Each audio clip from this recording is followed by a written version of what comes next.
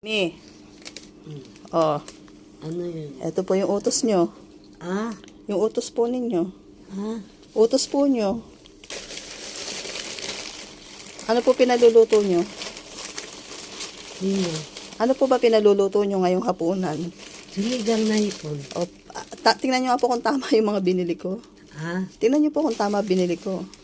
Oh, di ba meron pa naman tayong fried chicken? Tsaka Hindi pritong nga. isda? Tingnan nyo nga po kung ano po yung binili ko. Kung tama. Kangkong.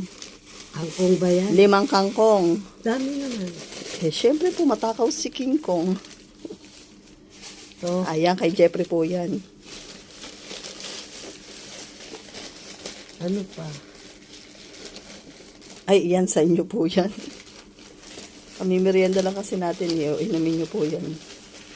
Ito. Pampasarap. Magic sarap. Opo, ayan. Magkano ganyan? 5. Ito. O, ano po yung gusto nyo ilagay? Akin na yan, labanos. Labanos. Hmm. Sili. O, patingin na po ng sili nyo. Akin na po. Sili, okay na po siguro to, di ba?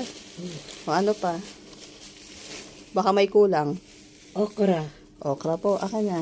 Ano pa? O, okra. Ito. Ay, sa akin naman po yan.